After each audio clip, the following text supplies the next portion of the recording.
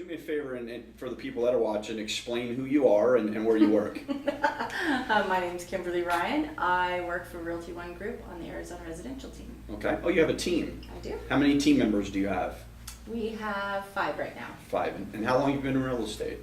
13 years. 13 years. Gosh, what's changed in 13 years? Everything and nothing. Right? In fairness, right? Explain that. I think a lot of things have changed just because of technology and what we have available to us, different tools that we have, different tools for the buyers and sellers to use. Those are things that are way different than the printouts that used to be for the MLS, right? So we have a lot of interactivity for people. Those things are certainly different. Some of the things that have stayed the same is we still have product. We still are talking about a buyer and a seller making business decisions, financial decisions that are critical to their lives. That's awesome. 5 people on your team. Mm-hmm. As people come into the office and they're looking to get into real estate, first of all, what kind of advice would you give to somebody who's new, who's just starting out? Find another job. No. That's terrible. No, it's a good industry. I think you have to be business minded. I don't think it's a matter of, oh, I have a great personality, I love houses, and I love HGTV, so certainly I'm going to be an amazing realtor. Those are none of the criteria that are necessary actually to be successful in this business. So I think you have to have a business mind. I think you have to be aware of what's happening in the market, in the economy, in the actual real estate market. I think there's a lot of things that you need to know. Never mind that you need to actually understand the contract and you need to know how to best represent your client and keep them out of harm's way. So you need to know the legalities of the industry. Absolutely. As well as, you said, a business mind. Kind of expand on that. Well, I think when you get past the place of, oh, I'm going to be great at this because I have a great personality, I think you have to have something to back that up. I think you have to have some market knowledge. I think you have to constantly be engaged in the market to know what's happening. How do you know if you're writing a good offer for somebody? How do you know if you're accepting a good offer for somebody? How do you know if you're passing something up that's important for them, right? So really understanding the needs of the client and being able to decipher that in a contractual way.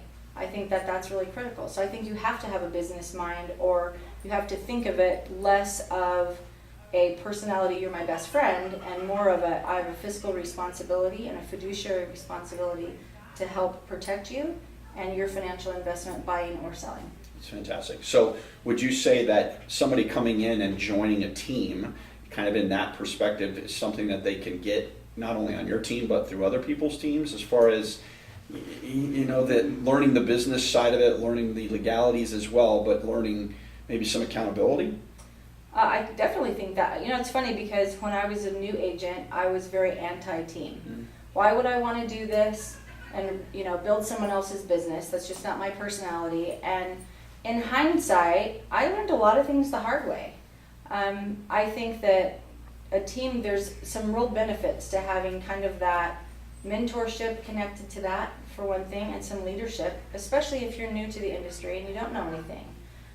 There's a lot of things you don't know. So being on a team and being exposed to the people around you that are also in the throes of doing real estate, you're certainly going to learn a lot more, a lot faster. You can catapult yourself. I think it's a little scary to be a solo agent now. I think there's so many competitive teams that have kind of a bigger financial backing to be able to do more marketing, more exposure, bigger, faster, better, that I think it's going to be really tough for the solo agent to survive. If they have big plans and big dreams, I think it's a good starting place for them to find a team that kind of resonates with them. So let's you and I go back 13 years and start our careers together. Knowing what we know now, or what you know now, what would you do different? Oh, I absolutely, knowing now what I know, would have really pursued the concept of a team. I think partly when I came into the business, there weren't really big teams out there, for one thing.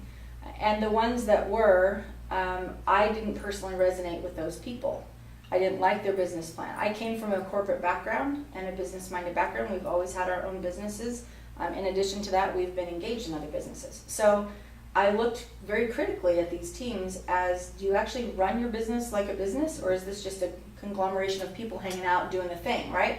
And that's kind of where it landed for me. So I stopped pursuing because I didn't find any that interested me. and I was just independent minded, but that was probably more ego than good sense. And it's funny because we're both coaches. We both have coached a lot of people, successful, not successful, turned them in to being successful. And you're the first person in the videos that I've done where the two words of business plan has shown up. So expand on that. Is that something that is necessary for an agent? Is it something, if I'm a part-time agent, do I really need one? If I'm a full-time agent, my job is to sell homes. What do you think about that, Kimberly? So I think it's funny because the very first meeting or class that I attended after I got my license and got hired by my broker at the time was a business planning class. And in the classroom they said, okay, we're going to do our 1 year, our 3 year, and our 5 year.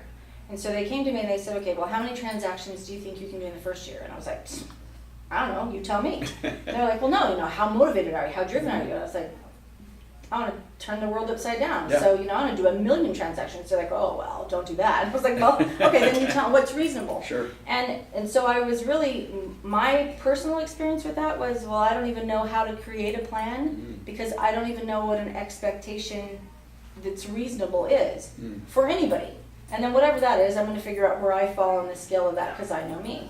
And so I do think a business plan is critical. I think if you don't have a plan, you don't have a marketing plan, you don't have a strategy, you don't have a purpose, you don't have a focus, if you just think that you're going to wander, Walmart and Home Depot and you're just randomly going to, clients are going to fall out of the sky, it's not going to happen. And so I think there's a lot of things that happen initially when you get your license.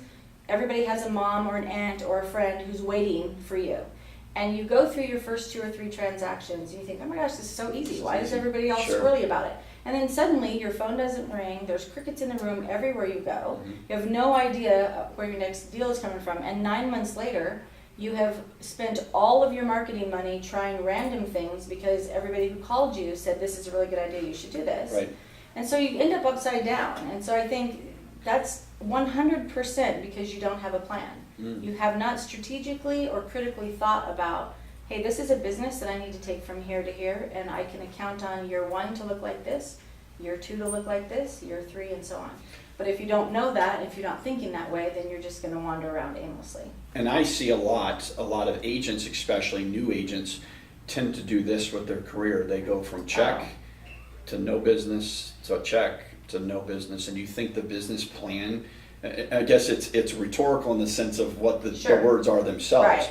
But a business plan would allow them to do that. It allows them to kind of, hey, let's plan out. Let's not go buy a Mercedes when we just got our first $6,000 commission check. And in fairness, there's a lot of people who promote that thinking because then that becomes supposedly this motivator that you have bills to pay. So, spend all your money so that you have to go earn. It's such a backwards way to think. Makes no sense. So stupid. Sure. But I do think that a plan then, if you are working an actual physical plan, that you can overcome some of that peak and valley scenario. I think it's the nature of our business, it's the cycle of the market, that we're always going to have kind of that peak and valley, but I don't think they have to be that extreme. I think that you can, if you're working consistently and you have a plan and you have daily activities that you're engaged in, that you're committed to, and that you execute on a consistent basis, then you're going to have a steady income base. When you're first starting out, don't expect to earn anything in the first 90 days. And I know that other people are like, oh, that's pessimistic. Listen, I don't hire anybody who doesn't have 6 months worth of savings in their account. Because I know what we've talked about and I know what the expectations are, but you haven't executed anything yet. So I don't know that you can survive and that you're going to have something in escrow in 30 days. It doesn't matter how good or bad or indifferent my leads are for you. It's 100% on you. You have to do the work. You can't do the work or can't not do the work and expect the same result. Like, that's just dumb. Right. It's a weird mentality that happens a lot in our business. And don't you think so many agents kind of get into it and they go, I've got to get a business card, and I've got to get the post, and I've got to get my signs, and I have to get my headshot, and I have all these things. Meanwhile, they're not getting paid by the hour. Correct. So what do you say to them? Knock it off. Yeah. I mean, honest to goodness, when's the last time a business card got you business? Right. When did you get paid because you handed somebody a business card? I'm not anti-business cards. I think they have their place, but they're not a revenue-generating activity. How long is it going to take you to design your business card? How many edits? How many things do you have to do to get your business card right? In the meantime, you've spent hours and hours and days, and you still have nothing in your pipeline. You have made no contact to people. It's a silly myth that you have to have all of these things in order. Right. You don't need a website. You don't need a business card. You don't need anything. Just go make money. Just go make some money. Just go to work. And you're only going to do that if you're actually doing the work. If you don't Sure. do the work, you can't get the result. Sure. Period. Awesome. Couple of fun questions we Okay. always ask, and I know you get this. What would you do if you weren't doing real estate? If you could pick any job in the world to do, what would you go do? I probably would still coach and teach and Mm-hmm. write. Those are big passions of mine. I'm a big believer in we're not just here for our own purpose. I think there's something bigger and better about that, and that to live that life of contribution is a really big deal. And it's invigorating, it's super fun to Right. be a giver. And knowing you as well as I do, you're big in philanthropy, you love to give back. Yeah. It's always what you Thank promote. It is always kind of your tag, and I commend you in that. It's refreshing in the industry. Another thing is, it goes back a couple of years, but what's your why in real estate? Oh, my why is all the other things. It has nothing to do with real estate, Right. which is Give back. kind of sad in one way, but no, it really is to be in this place where you can contribute to people's lives and know that when you have crossed paths with them, that you've left them better.